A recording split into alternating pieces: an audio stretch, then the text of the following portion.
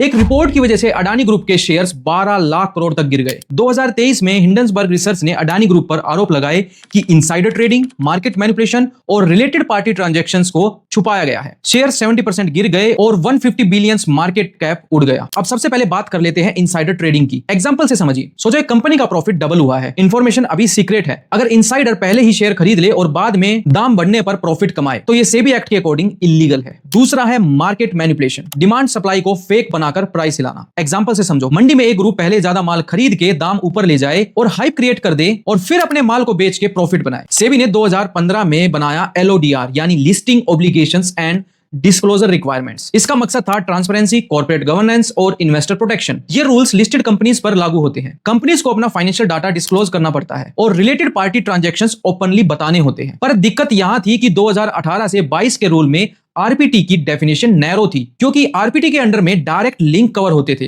पर इनडायरेक्ट नहीं। अगर कंपनी अपने प्रमोटर, फैमिली, अपने खुद के ग्रुप कंपनीज को लोन दे या कोई डील करे, उसे रिलेटेड पार्टी ट्रांजैक्शंस कहते हैं और ये डिस्क्लोज करना जरूरी था। लूप होल था 2018 से 22 तक। पुराने रूल्स सिर्फ डायरेक्ट ट्रांजैक्शंस कवर करते थे। For example, company A promoter को लोन देती है तो आरपीटी डिस्क्लोज करना पड़ेगा, लेकिन अगर इसी पैसे को घुमाकर पहुंचाया जाए तो वो कवर नहीं होता, यानी वो इनडायरेक्ट माना जाएगा। बट असली फायदा तो प्रमोटर को ही मिल गया और यही था लूप होल। और इसी में हिंडनबर्ग की रिपोर्ट ने बोला कि कुछ बड़े ग्रुप्स ने इसी इनडायरेक्ट रूट का यूज किया और पैसा घुमाकर प्रमोटर्स को बेनिफिट दिया बिना डिस्क्लोजर किए। सेबी ने रूल्स को अमेंड किया, अब रूल्स चेंज हो गए हैं। अगर ट्रांजैक्शन थर्ड पार्टी के साथ भी है लेकिन उसका असली फायदा प्रमोटर या रिलेटेड पार्टी को मिल रहा है तो उसे आरपीटी माना जाएगा। मतलब अब वो लूप होल बंद हो गया है।